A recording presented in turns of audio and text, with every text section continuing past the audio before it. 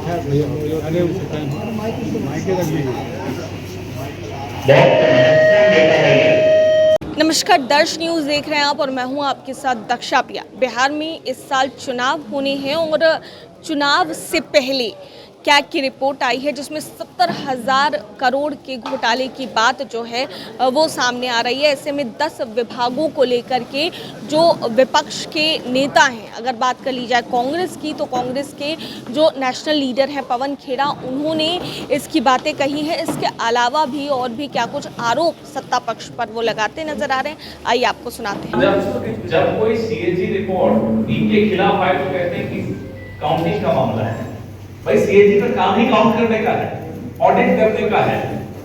क्या पैसा सही जगह पर, जिस प्रोजेक्ट के लिए पैसा लिया गया, क्या उस पे खर्च हुआ या नहीं हुआ, क्वालिटी कैसी थी उस काम की, क्या कहीं ज्यादा तो नहीं खर्च कर दिया कम या ज्यादा, वो सारा सीएजी का काम ही होता है। तो ये कह देना कि साहब काउंटिंग का तो काम ही है सीएजी का, और क्या काम।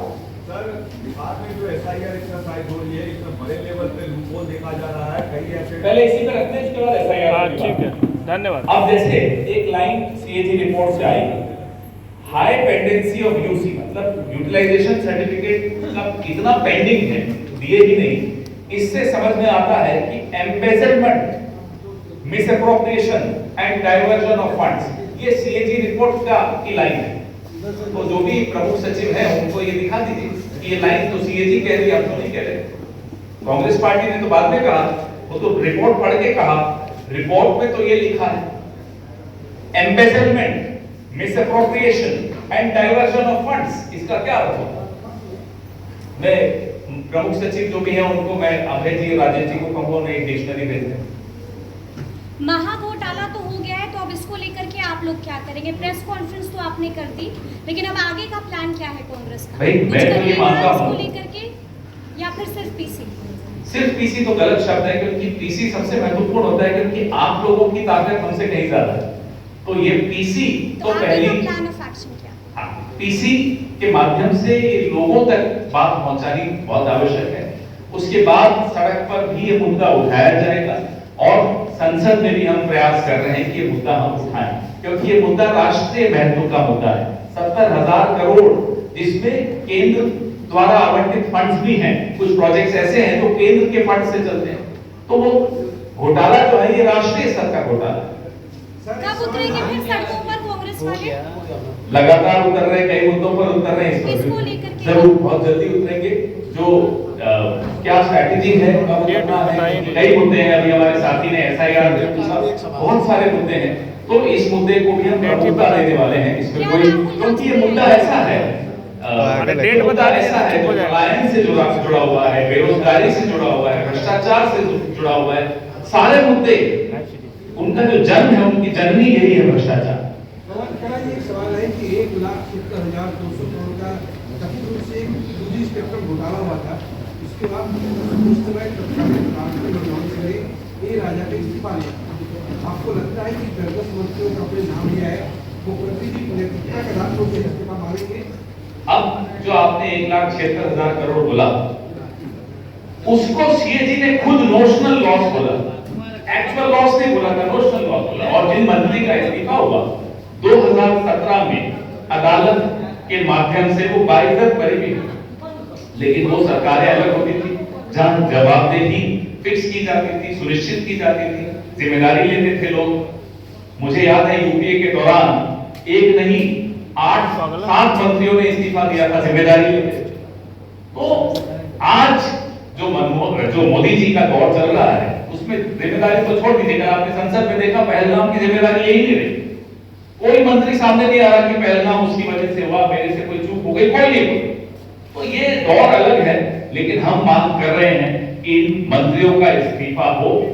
ये सरकार इस काबिल नहीं है कि उस पर भरोसा रखा जा सके, एक पैसे का भी भरोसा इस सरकार पे अब नहीं बचा। इसलिए हमारा नारा हम बार बार दोहराते हैं, अगर बिहार बदलना है तो सरकार बदलना। ये ऐसी चीज हुई है जिसका एहसास बिहार के लोगों को नहीं है। विकास हो गया, ऐसा 100% विकास हो गया, पुल बन गए, पानी, बिजली, सब कुछ हो गया, शिक्षा, लेकिन लोगों को नहीं पता चला। लोगों को क्यों नहीं पता चला? क्योंकि सरकार के पास हिसाब ही नहीं।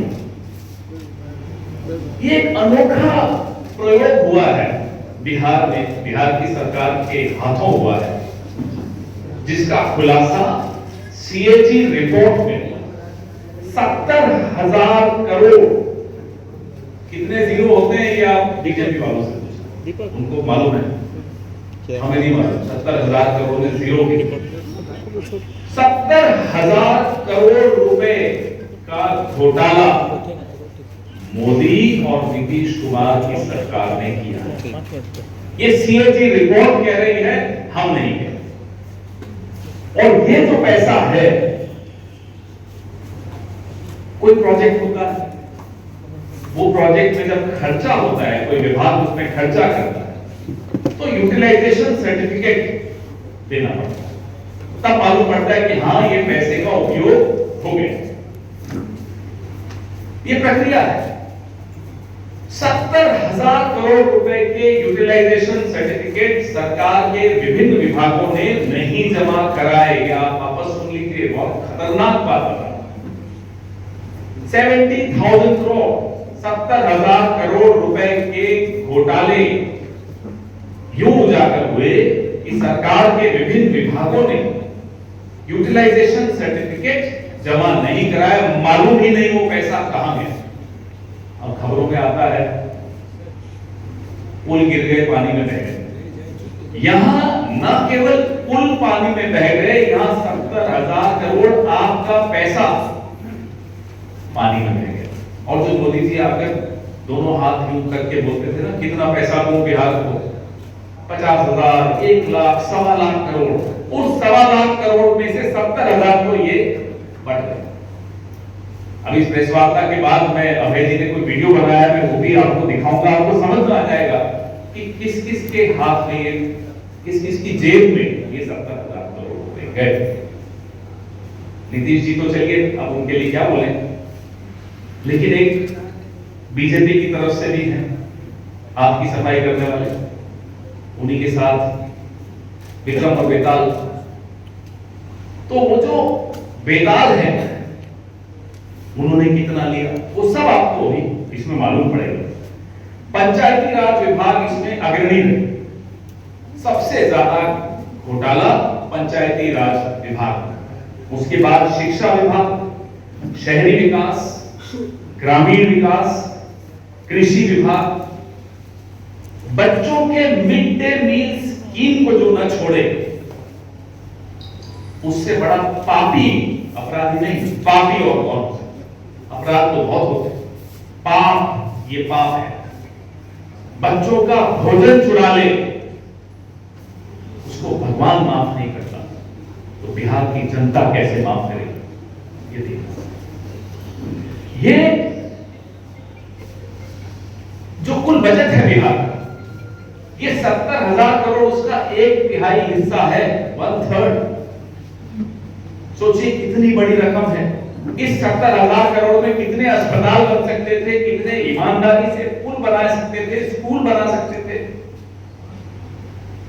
बच्चों को शिक्षित कर सकते थे, कॉलेज बना सकते थे, क्या क्या नहीं हो सकता था इस 70,000, लेकिन नहीं हुआ। क्यों? क्योंकि 70,000 करोड़ बन गए, चोरी हो गए, डाका पड़ गया।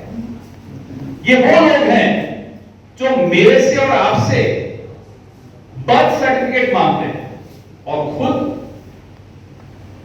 यूटिलाइजेशन सर्टिफिकेट नहीं दे पा रहे।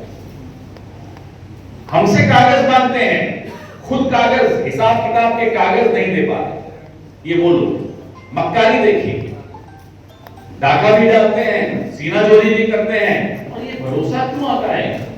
ये भरोसा इसलिए आता है क्योंकि इनको लगता है कि चुनाव आयोग अब इनकी जेब में है, ये कितना ही डाका डाल दें, कितनी चोरी कर लें, इनका कोई बाल बांका नहीं कर सकता। लेकिन ये जानते नहीं है, ये बिहार का मीडिया है, ये बिहार की भूमि है, ये क्रांतियों की भूमि है।